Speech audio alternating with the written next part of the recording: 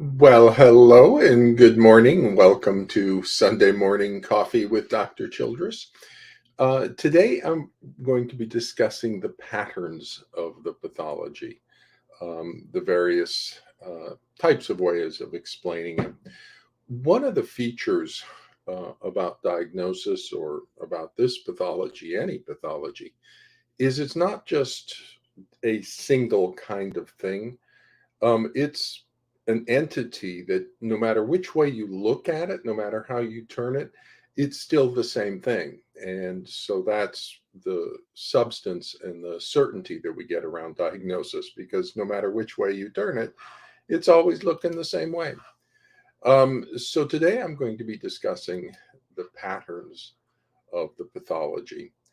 And diagnosis is a pattern match of the symptoms to the diagnostic criteria, much the same way the courts, the judges will apply the statutes to the evidence before the court. Doctors do the same thing. We collect the symptom evidence and then we apply the diagnostic criteria to the symptom evidence. And each pathology has its own types of patterns. So ADHD has its patterns, autism has its patterns, trauma has its patterns, attachment pathology, substance abuse.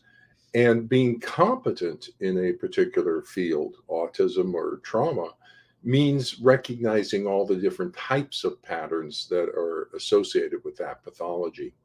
And trauma in particular is a pathology of patterns. It replicates patterns. And that's the nature of trauma pathology. Then the professional level terms for the patterns, Aaron Beck calls them schemas. And Aaron Beck is like the grand high kahuna of CBT. Aaron Beck is the C in cognitive behavior therapy. He's the cognitive guy. B.F. Skinner is the behavioral one. And he calls them schemas. John Bowlby, who's the grand high kahuna of attachment, calls them internal working models of attachment. And Sigmund Freud started us all off calling it the transference.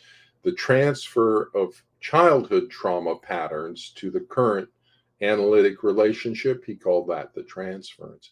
So it's broadly and widely recognized throughout all of professional psychology here. Aaron Beck, in talking about or defining patterns, talks about the evaluation of a particular demand or a situation precedes and triggers the adaptive or maladaptive strategy. So, how a situation is evaluated depends in part, at least, on the relevant underlying beliefs. These beliefs are embedded in more or less stable structures labeled schemas that select and synthesizing incoming information. So, as information, we're taking in information about the world. Um, Piaget calls that assimilation, as we're assimilating information about the world. We're also applying our own cognitive structures for understanding that. Piaget calls that accommodation. And so it's not just perceiving reality, it's actually we're interpreting reality based on the patterns of our childhood experience. Bowlby speaks about how no variables, it is held, have more far reaching effects on personality development than have a child's experiences within the family. For starting during the first months of his relationship with his mother figure and extending through the years of childhood and adolescence in his relationship with both parents, he builds up working models of how attachment figures are likely to behave towards him in any of a variety of situations.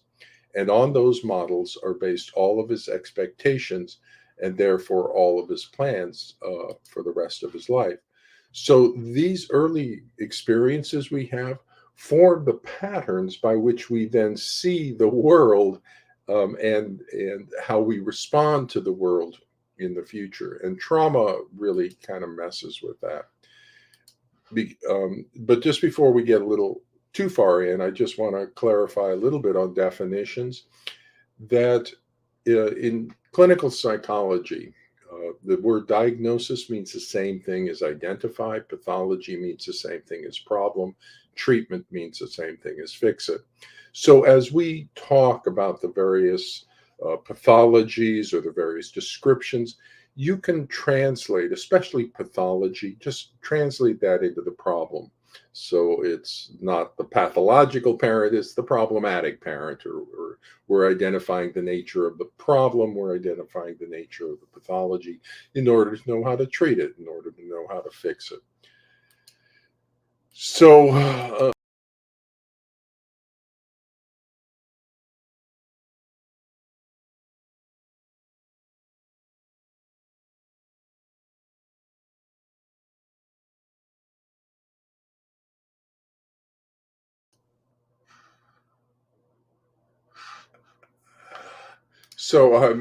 I can't see my screen at this point.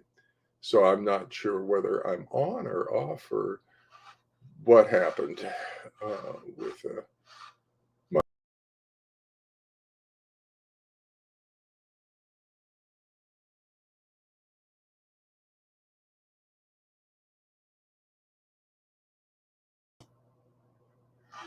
okay. So hopefully, yeah, I'm back now.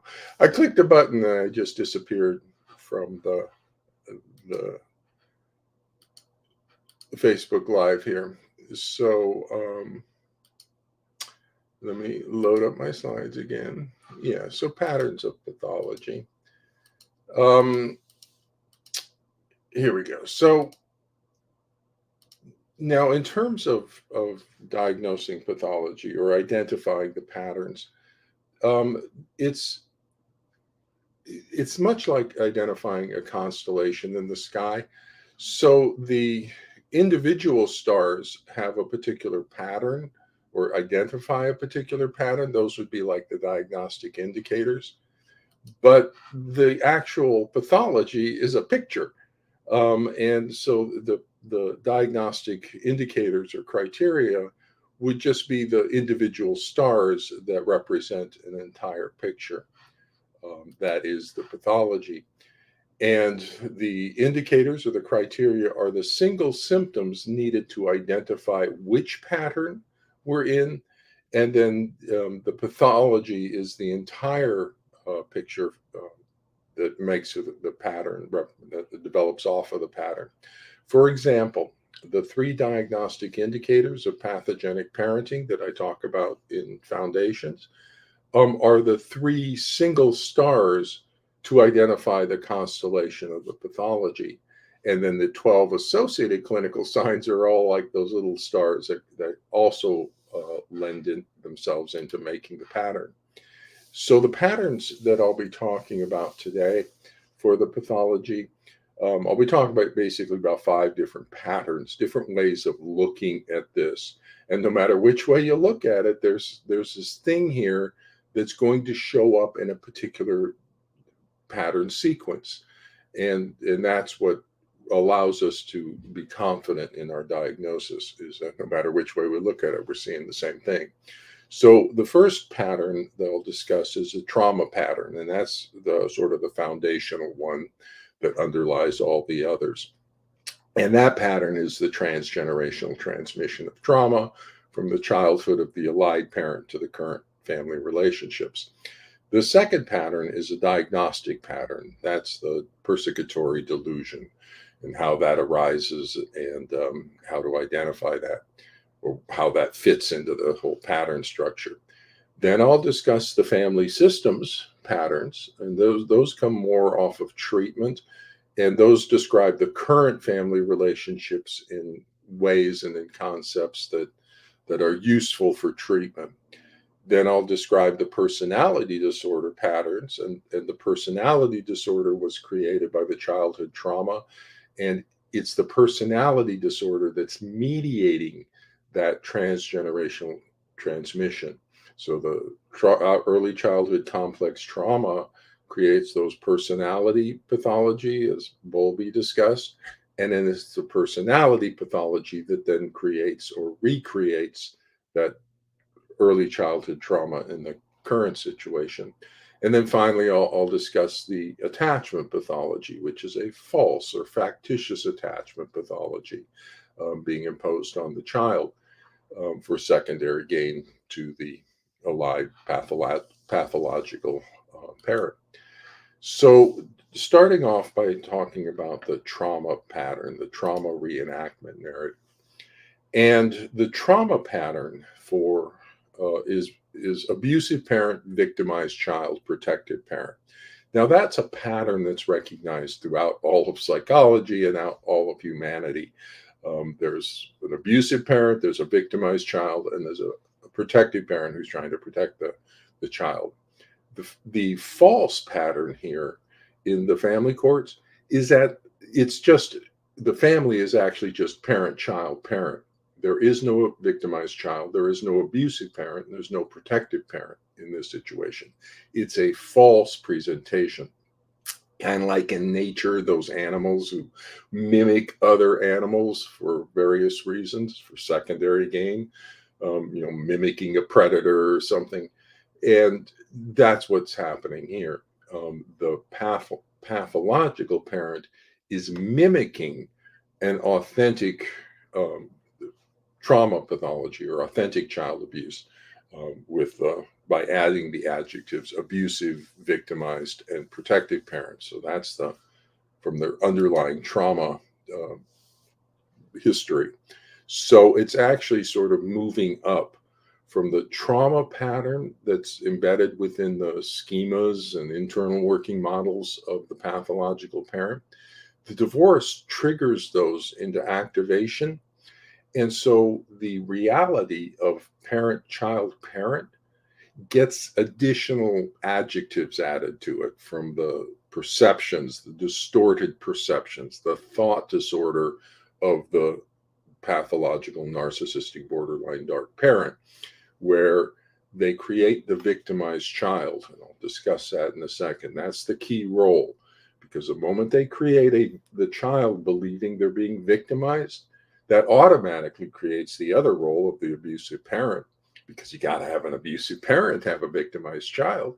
And that allows them to then sweep into the protective parent role, which is vital to them working through the trauma in their own psychology.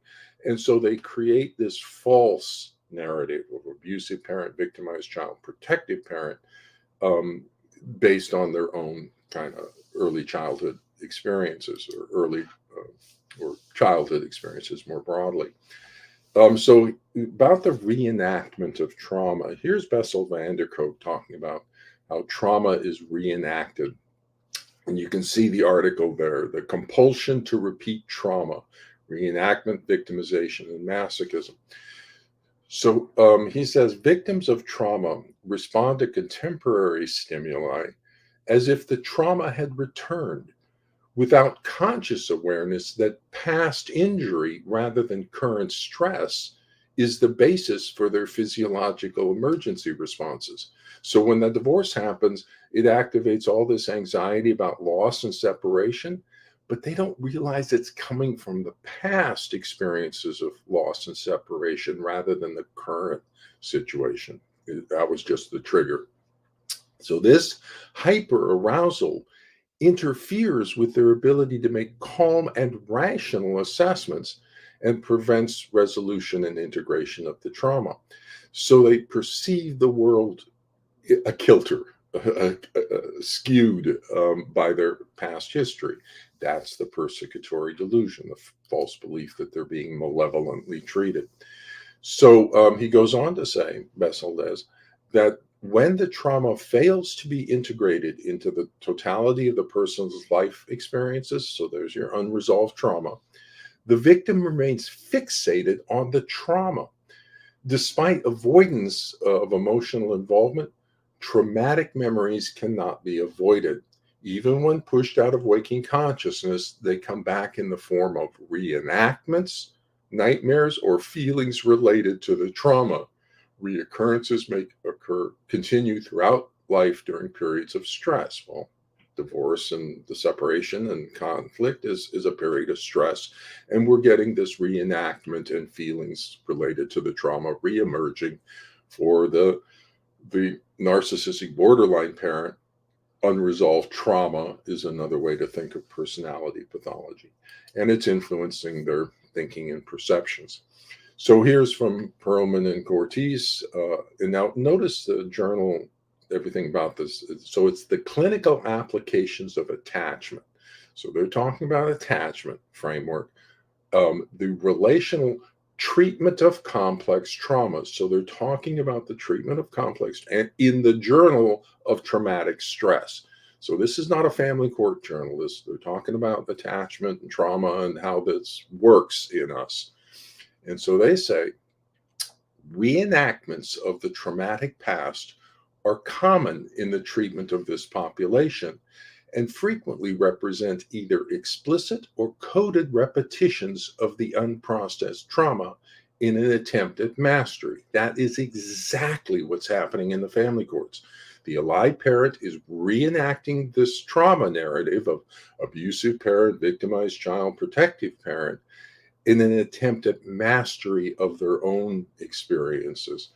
So reenactments can be expressed psychologically, yes, relationally, yes, or somatically, and may occur with conscious intent or little awareness. So they may sort of be aware, but not necessarily. And in this situation, I don't think they have any insight as to what's happening. They attribute their own fears emerging from unresolved trauma to the current situation, and it distorts their thinking and perception. So again, Perlman and Cortese, one primary transference countertransference. So there's your transference from Freud. One primary transference countertransference dynamic involves reenactment of familiar roles of victim, perpetrator, rescuer. There's your victimized child, abusive parent, protective parent. There's your triad pattern for that abuse situation that gets imposed. There's a fourth role, bystander.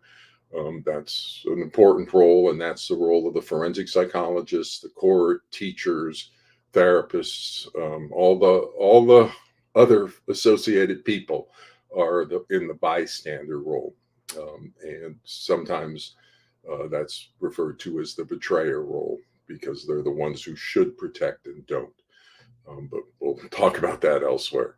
But we have that triad pattern: victimized child, abusive parent, protective parent. In the and what happens in the therapy is they get reenacted in the therapy relationship. We know that. Well, this is just reenactment in real life, in vivo. So the therapist and client play out these roles, often in complementary fashion with one another, as they relive various aspects of the client's early attachment relationships. So that's what makes it kind of a delusion. We have this person living from the past as if the present were the past, and so there's a loss of differentiation relative to their ability to perceive current situations from past situations. So now let's talk about from that trauma reenactment understanding, the transgenerational transmission of trauma that's getting reactivated because of the divorce. Let's move into the diagnostic pattern at this point. And the diagnostic pattern is for the shared delusional disorder. And the persecutory delusion is this symptom feature in the trauma reenactment narrative. So when the pathological parent, to create this false, this factitious, the mimic of this child abuse pattern, what they do is they get the child to believe the child is being victimized. The moment the child believes that they're being victimized and presents to other people as the victimized child role, that automatically defines the targeted parent as abusive, because you need an abusive parent to have a victimized child. So if you have half the pattern, then everybody puts in the other half and says, oh, that parent must be abusive. That's a two-person attribution of causality. No, they're not. They're a normal range parent.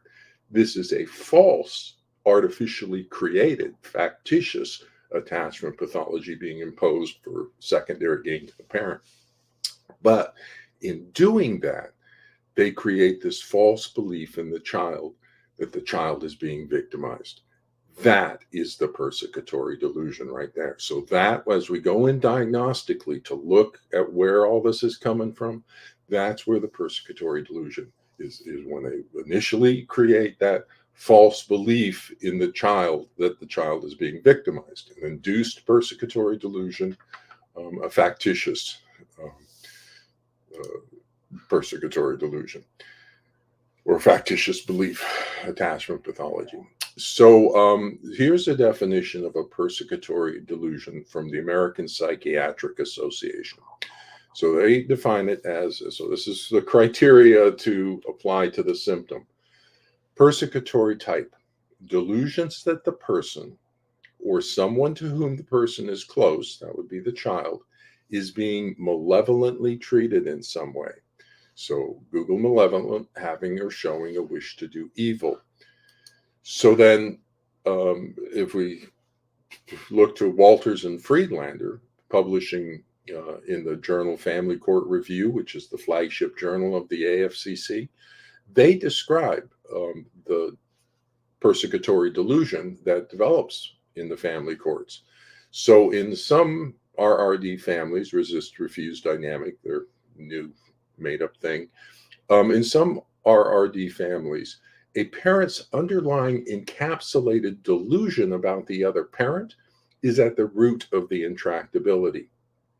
An encapsulated delusion is a fixed and false, or is a fixed circumscribed belief that persists over time, is not altered by evidence of the inaccuracy of the belief. It's a fixed and false belief maintained despite contrary evidence. That's what it is. They kind of, my guess is they didn't want to plagiarize or something, but that's a common description of it. A fixed and false belief maintained despite contrary evidence, and it's a false belief in supposed victimization is a persecutory delusion. So when alienation, another made up thing, but when alienation is a predominant factor in the resist refuse dynamic, the theme of the favored parent's fixed delusion often is that the rejected parent is sexually, physically, or emotionally abusing the child. The child may come to share the parent's encapsulated delusion and to regard the beliefs as his or her own. Okay, so we know this. It's published in the forensic journals that we know there's delusions. So we, in all cases of severe attachment pathology, surrounding child custody conflict, in all cases, we need to be doing a proper assessment for possible child abuse to the appropriate differential diagnosis for each parent, because it's going to be either the only thing that creates severe attachment pathology, like a child rejecting a parent, is child abuse range parent by one parent or the other. So it's either the targeted parent, that's the true abuse pattern, abusive parent, victimized child, protective parent, and we have a true abuse pattern, or we have a factitious pattern of the shared persecutory delusion and false factitious attachment pathology being imposed on the child for secondary gain to the parent, and that's psychological child abuse. So one way or the other, we have an abuse diagnosis, some type of abuse, or psychological child abuse. So in all cases, all of them involving high conflict divorce in the family courts, and there's attachment pathology, we need to get a proper risk assessment for the child abuse to the appropriate differential diagnoses for each parent. And we need to do that before we start making decisions about what the custody schedule. And we shouldn't make parents go through like jump hurdles to get this. The legal system and the mental health system should anticipate this coming in. Narcissistic borderline dark personality activated, transgenerational trauma, persecutory delusion, or child abuse. And so we should just be routinely moving these families through the mental health services to get an accurate diagnosis for the court's decision making. And we shouldn't force, and pro se parents should be able to get this relatively simple because all the professionals should understand what we're doing, but we're not. And so there's a number of issues that we need to get to that place, and the forensic psychologists are in the way. So here's from the delusional perspective or the diagnosis. Here's the two diagnostic pathologies. The shared delusion is the victimized child. Okay, that's not true. There's just the reality is parent, child, parent. The trauma is the unresolved trauma is adding the abusive, victimized, protective roles to the situation from the past. And so the victimized child is a delusion, but all three of those, there's no abusive parent, that's a normal range parent, and the other parent, the pathological parent, is not protective. They're actually inducing pathology in the child, so they are the abuse. So it's all a false display, a factitious, artificially created pathology for secondary gain to the narcissistic borderline dark personality. So right there you'll see both the factitious attachment pathology and the factitious trauma pathology, as well as the persecutory delusion diagnostically. Now, as we look at this, as I would assess this, or as mental health people assess this, when you're looking at the pattern, you're looking for all three aspects of the pattern because all three will be there. The first is you'll get the abusive parent will be a false allegation. There will be no abuse there. You'll get allegations, but there's no there when you go to look at them. In addition, you will get, with the allegations themselves from the child, you'll get no specifics. As you go in and they say, "Oh, my parents abusing me," and you go, "Oh my goodness, what are they doing?" Well, they didn't take me to McDonald's when I was hungry, and they don't let me play video games as much as I want. It's like, that's not abuse. So as you move to specifics, what is it that's abusive? There's no there again. And we'll talk a little bit about that on the inverted hierarchy over on the family systems. But for both of there's just no substance because it's a false pathology. And then in addition, though, one of the key symptom features is that protective parent role. Because remember, they're Cortese and Perlman and Cortese, they're working through this unresolved trauma by changing certain aspects of their early childhood trauma as corrective experiences in the reenactment. And the two features that they're changing from their early childhood trauma is, one, there's now a protective parent. There wasn't a protective parent when they were a child, but now they are the protective parent, and that helps them manage their own reactivated anxiety and work through their own trauma. But the second change is that the child is now empowered to reject the abusive parent, supposedly abusive parent, whereas during their childhood, they were not. They were a victim. And so that empowering the child, ACS2, and then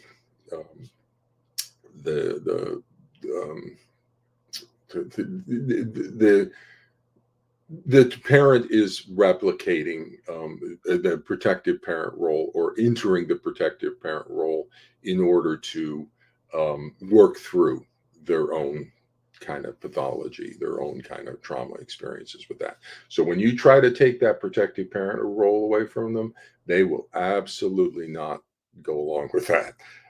And so that becomes a very distinctive symptom feature. So now let's talk about the family systems patterns here. The family systems therapy is one of the four major schools of psychotherapy. There's psychoanalytic, cognitive behavioral, humanistic existential, and family systems.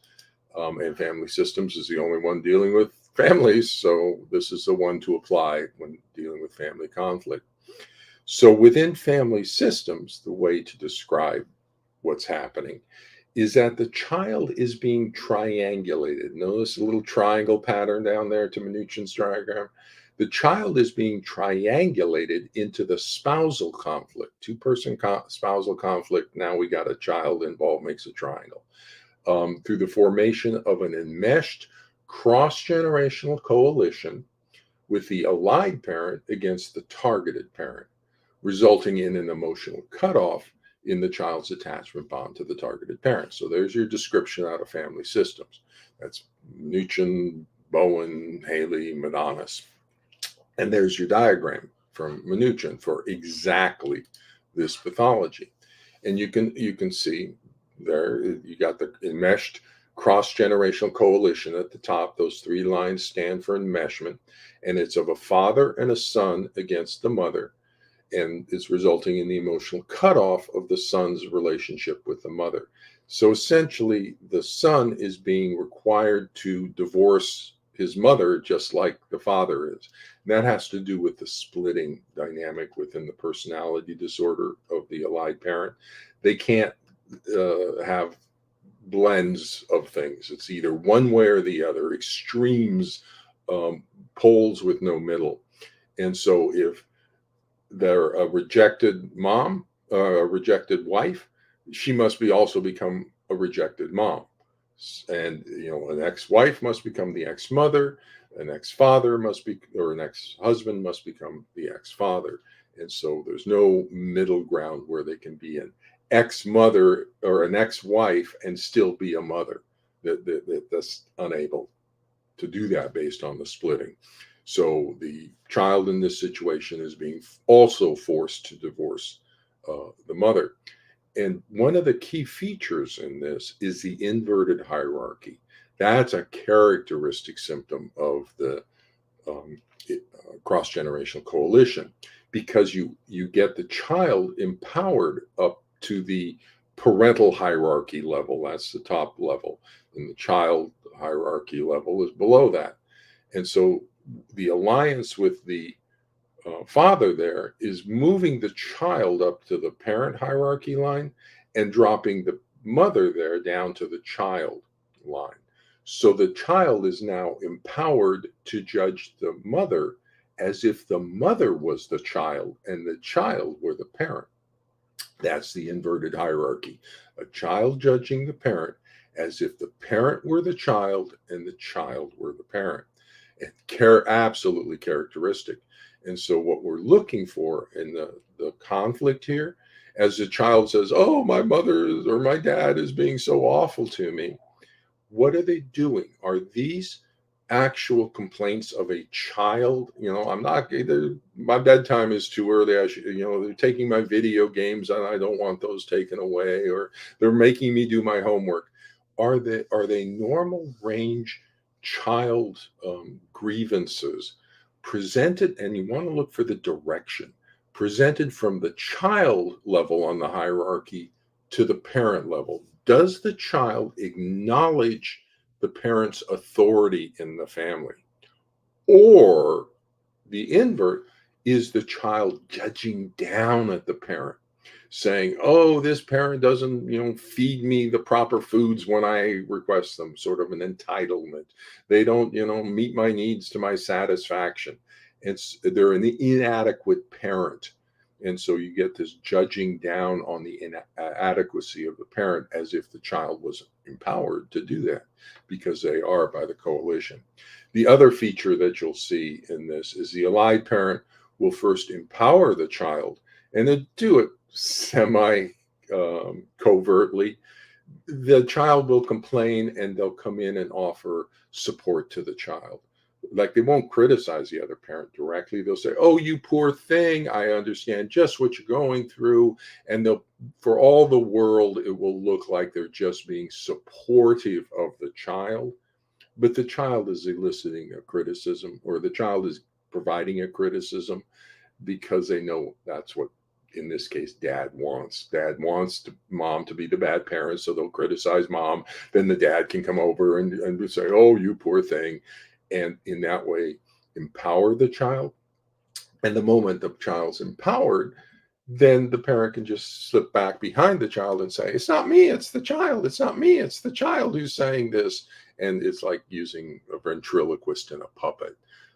That as soon as they get the puppet saying what they want the puppet to say, then they can pretend like I'm not doing it. It's the child who wants to do. And so you'll see ACS2 and I think it's ACS 10, the um, uh, the role reversal. So you'll see empowering the child and the role reversal together as part of this cross generational coalition. Then you'll also see the inverted hierarchy judging down. So you'll see a whole pattern within the family and resulting in the emotional cutoff, in addition to the transgenerational pattern and the victimized child role and everything about that. So here's Madonna's talking about a cross generational coalition. She's one of the grand high kahunas of strategic family systems. So cross generational coalitions take different forms in different families. These alliances are most often covert and are rarely expressed verbally. They involve painful conflicts that can continue for years. Sometimes cross generational coalitions are overt. A wife might confide her marital problems to her child, and in this way antagonize the child against the father. The child may feel conflicted as a result, suffering because of his or her loyalties are divided. That's exactly what's going on in the family courts. This is out of family systems. This is not out of family court stuff. And so, if we simply apply the knowledge of professional psychology, we got absolutely 1,000 ways to describe the pathology. We don't need to be making up new stuff. We just need to apply what we already know. And so, any professional out there who's making up new forms of pathology is just an indicator that of how ignorant they are. That they know so little about established knowledge that the only way they can explain stuff is making stuff up, and that's pretty bad. And so we need to get back anchored into established knowledge, and patients should never have to explain the pathology to the doctor. Okay, the doctor should already know, so they should already know this stuff. So here's another quote out of, and now I put the journal at the bottom here because I want to point out again, this is not forensic stuff. This is real world journal knowledge stuff. And so here's from Stone, Bueller, and Barber. Notice the journal title, Interparental Conflict. That's what we have. Parental Psychological Control and Youth Problem Behaviors. Parents use the term parental psychological control. We got so much research on that. Stop using, you know, you know, mind control kinds of things or brainwashing, those kinds of terms. Psychological control. And notice the book is from Barber as editor. Intrusive Parenting: How Psychological Control Affects Children and Adolescents, published by the American Psychological Association. This is not controversial information. This is stuff we already know for a fact. So let's take a look at Stone, Bueller, and Barber, and what do they say? The concept of triangles describes the way any three people relate to each other and involve others in emotional issues between them. Bowen, Family Systems. In the anxiety-filled environment of conflict, a third person, the child, is triangulated either temporarily or permanently to ease the anxious feelings of the conflicting partners. By default, that third person is exposed to anxiety provoking and disturbing atmosphere. For example, the child might become the scapegoat or focus of attention, thereby transferring the tension from the marital dyad to the parent child dyad. They go on. Unresolved tension in the marital relationship might spill over to the parent child relationship through parents' use of psychological control as a way of securing and maintaining a strong emotional alliance and level of support from the child. That's a role reversal and parents using the child as a regulatory object. As a consequence, the triangulated youth might feel pressured or obligated to listen to or agree with one parent's complaints against the other. That's exactly what we have. Exactly.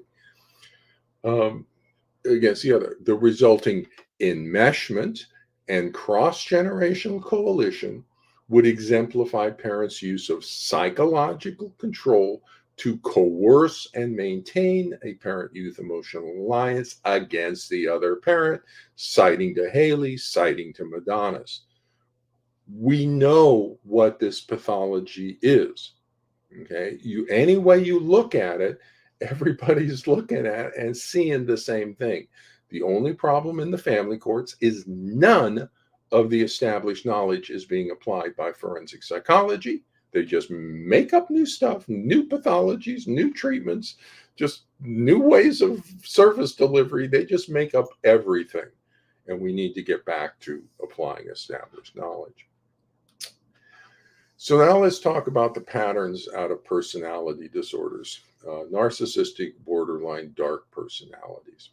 Narcissistic and borderline are diagnostic personality pathology. They're in the DSM diagnostic system of the American Psychiatric Association. Dark personalities are not diagnostic. They are identified through the research literature on personality pathology. And so you see, they're in the family courts. The darks are in the family courts, and they're the nasty pathology that we need to get a handle on. So, for more information on dark personalities in the family courts and the role with delusions, dark personalities and delusions, I would refer you over to a wonderful article written by Melanie Greenham, the second author, that's up on ResearchGate. Dark Personalities and Induced Delusional Disorder, Part 1. There's a couple other parts, but this is Part 1. Solving the Gordian Knot of Conflict in the Family and Domestic Violence Courts. I put the link there. You can't link it. This is a video, but to show you can get it if you want. It's available to everybody for further explanation. So, narcissistic personality pathology is known for a fact to collapse into delusional disorders, persecutory delusional disorders. From Milan, Theodore Milan, Grand High Kahuna of Personality Disorders. Under conditions of unrelieved adversity and failure, divorce, narcissists may decompensate into paranoid disorders. Owing to their excessive use of fantasy mechanisms, they are disposed to misinterpret events and construct delusional beliefs. Among narcissists, delusions often take the form after a serious challenge or setback has upset their image of superiority and omnipotence. Delusional systems may also develop as a result of having felt betrayed and humiliated. Here we may see the rapid unfolding of persecutory delusions and an arrogant grandiosity characterized by verbal attacks and bombast. From Barno, regarding borderline personality pathology. So, in conclusion, we therefore suggest that it is not a cognitive developmental deficit, but rather a tendency to construe interpersonal relationships as malevolent that characterize borderline personality disorder, and this may be shared with certain psychotic disorders. Malevolent. What psychotic disorder? Persecutory delusion. Look, their article, borderline personality disorder and psychosis. We know that both the narcissist and borderline personality pathology collapse into delusional disorders under stress. And we got narcissists and borderlines are high conflict humans. We got high conflict divorce around stress. Expect that a high percentage, if not all, of these families in high conflict divorce are narcissistic borderline spectrum parents. who are high conflict, and they're collapsing into persecutory belief systems and attributing those to the child, creating the victimized child role in order to manipulate the court for secondary gain. So, dark triad. What the dark triad is first cited by Paul Hoos and Williams in 2002.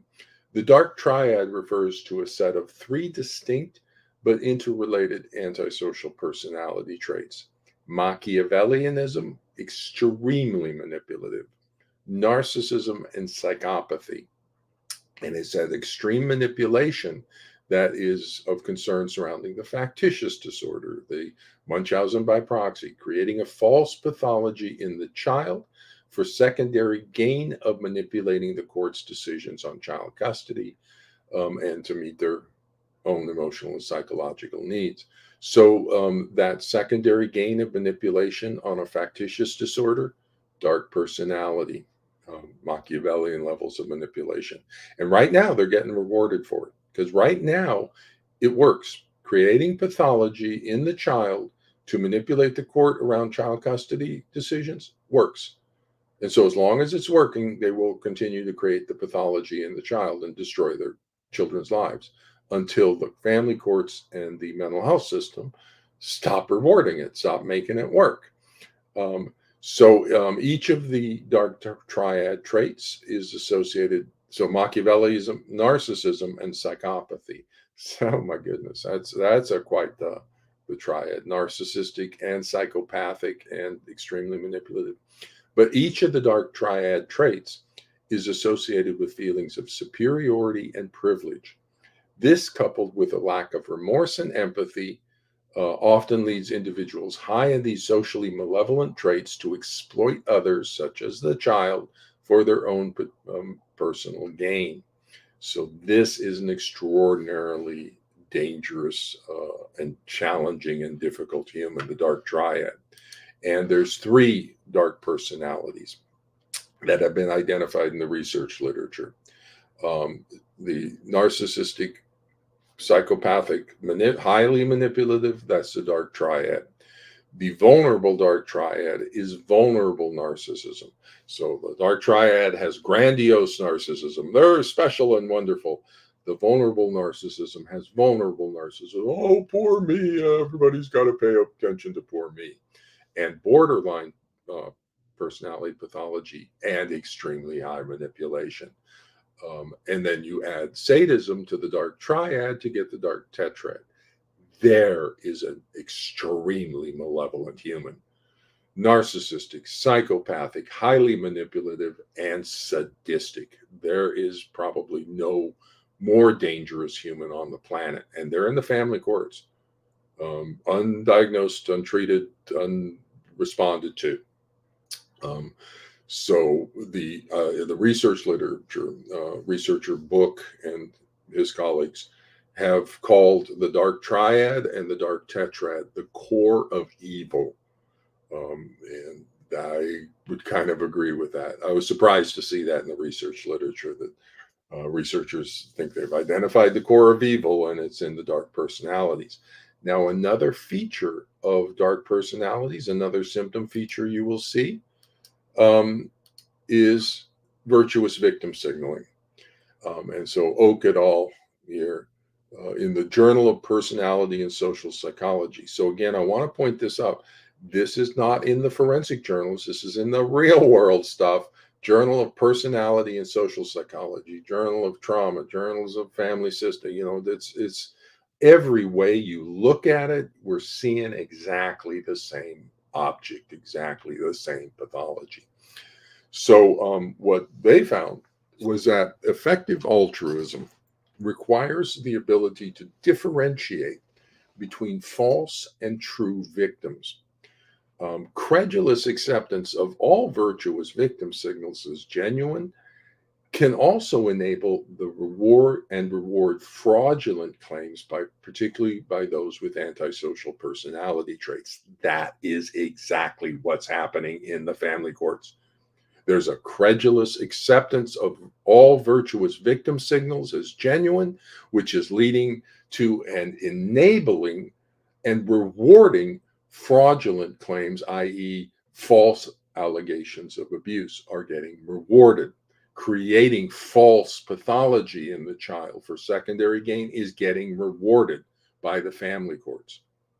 Family courts and the surrounding professionals who are failing the family courts are participants in the child abuse that's occurring, are participants in the spousal abuse using the child as a weapon. And that needs to obviously stop as quickly as possible, please.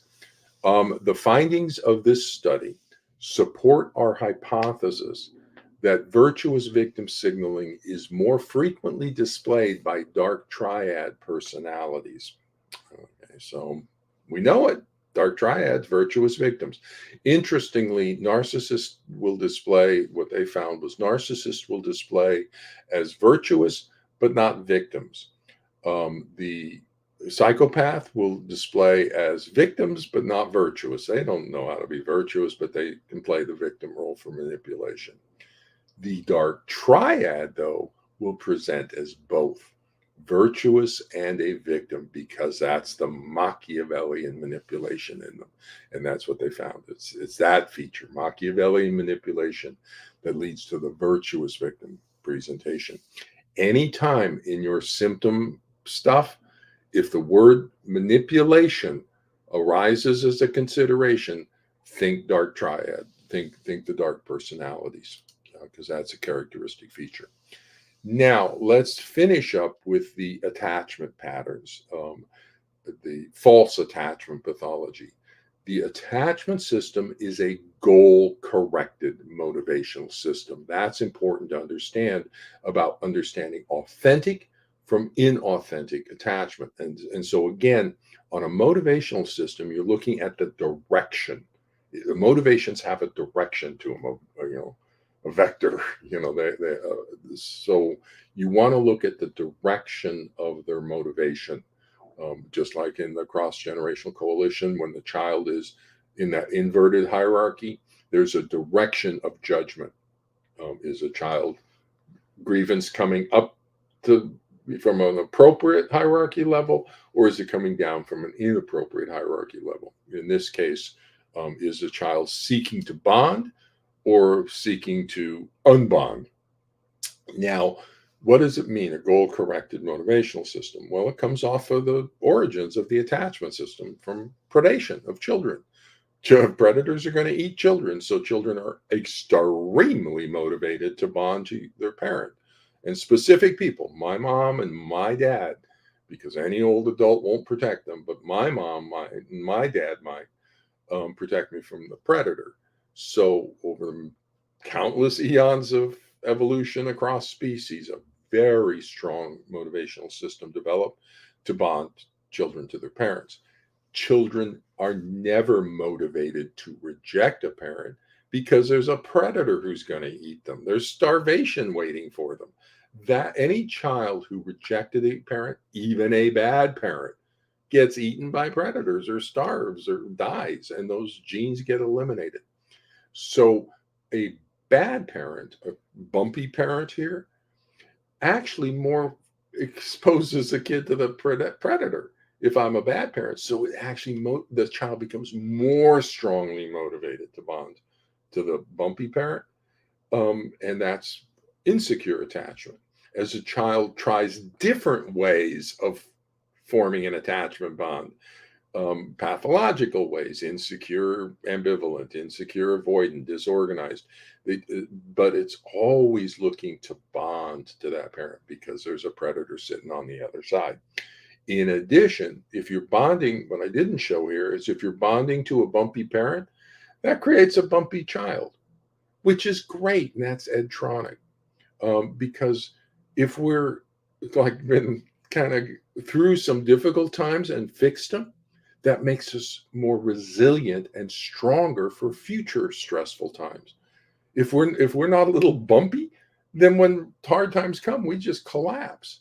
And so it's these early experiences of breach and repair, what Tronick calls mismatch and repair, that actually create the resilience and depth and intimacy in our relationships. So we're not supposed to be all fragile and nice. You know, 70% of our interactions are not in line with each other. They're misattuned or mismatched. Only 30% of healthy relationships are attuned or matched up. So we're supposed, it's a breach and repair. And all the research says it's not the conflict where the damage occurs in. So you can think of like high expressed emotion families like Italians or something, or Southern Europeans, lots of high expressed emotion Greeks, but it's not the conflict that's the problem. We still get healthy people. It's the repair where all the action takes place.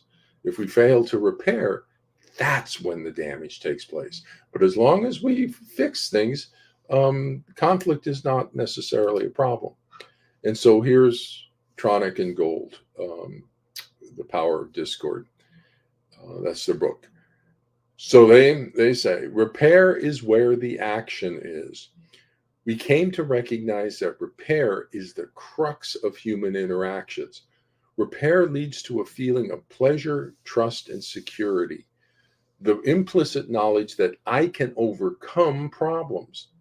Furthermore, repair teaches a critical life lesson that negative feelings that arise from a mismatch can be changed into positive feelings when the two people subsequently achieve a repair or a match. One does not have to get stuck in a negative feeling state. So, with all these families, Tronick and Gold talk about the good, the bad, and the ugly. Okay? The good is your normal kind of breach and repair kinds of stuff that happens all the time. The bad is a breach like the still face when there's a breach in the relationship. That's the bad. The ugly is leaving it unrepaired.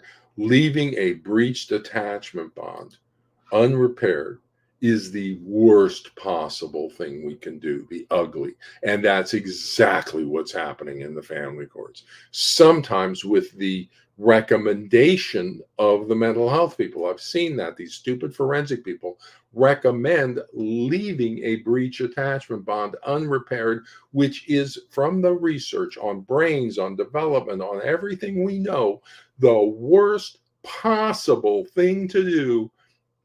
And I'm reading reports where that's what the forensic psychologists are recommending because they are so ignorant and incompetent. So in order to identify a false pathology, you have to know what the real pathology looks like. Otherwise, you're just going into your ignorance and you're becoming part of the factitious disorder. The pathology in the family courts is a false, artificially created, factitious attachment pathology being imposed on the child for secondary gain to the allied pathological parent, a diagnosis of FDIA, factitious disorder imposed on another for secondary gain to that parent. Okay. So we've got a delusional thought disorder, psychotic disorder. We've got the factitious disorder. We know it's coming out of the trauma. We know exactly where both of those pathologies are coming from. The delusional disorder is the victimized child role and manipulating to that. And the factitious disorder is creating the false attachment pathology for secondary gain to work out their own trauma stuff of a narcissistic borderline dark personality. No matter how we look at it, we see the same thing. Now, the diagnostic criteria are not the same as patterns. Um, and I use the analogy of a puzzle. So the pathology is a big puzzle, and we have to figure out which puzzle it is. So the puzzle of cats in the garden, what we have in the family courts, will always have three pieces there. So every time you have those three pieces, it will always be the puzzle cats in the garden. However, the puzzle is not cats in the garden because there's three pieces. It's a puzzle cats in the garden because the picture shows cats in a garden. There are flowers, a watering can, bird, wheelbarrow, and 5 cats that all make the picture. And so the diagnosis is actually the picture, and the diagnostic criteria are just specific symptom features that allow us to quickly differentiate between the different categories. So the diagnostic criteria are the few spots that tell us it's house in the garden and or cats in the garden and not horses in the meadow. But diagnosis involves seeing the entire picture of 5 cats playing in the garden. Over here, there's going to be a cross generational coalition. And you look up here, there's going to be an inverted hierarchy. You look this direction, you're going to see the false abuse, pattern. And there's going to be no there. As you look at this, you look at a different direction, you'll see the narcissistic, borderline dark personality symptoms. No matter how you look at it, you're going to be seeing this is a picture of 5 cats sitting in the garden playing. So the patterns of pathology, trauma, diagnostic, family systems, personality, and attachment, all interwoven and intermixed. The diagnostic checklist for pathogenic parenting will I've identified 3 symptoms that will always be there. Attachment system suppression towards a normal range parent. That's impossible. That shows a factitious attachment pathology. 5 narcissistic traits or a phobic fear of a parent displayed by the child. That's captivating the personality pathology. That's the fingerprints of psychological control by a narcissistic borderline parent. And then the persecutory delusion displayed by the child. There's your victimized child role. If those 3 symptoms are present, it's going to be this pathology creating those symptoms. Those are the criteria, but the pathology is a larger thing. And then the 12 associated clinical signs are like all those stars around the constellation. Frequently present, not always present. And that's Greenham, Childress, and Pruder, also up on ResearchGate. So for more information, you can go to my consulting website, and it has the diagnostic checklist up there, parenting practices rating scale to rule out that this is a normal range or abusive range parent, targeted parent, and then an outcome measure for the parent-child relationship rating scale. So you have more information and more resources and more stuff available on my website. So with that, I'm going to head off to my Sunday. Good luck to everybody out there, and we'll talk to you next week. Bye-bye.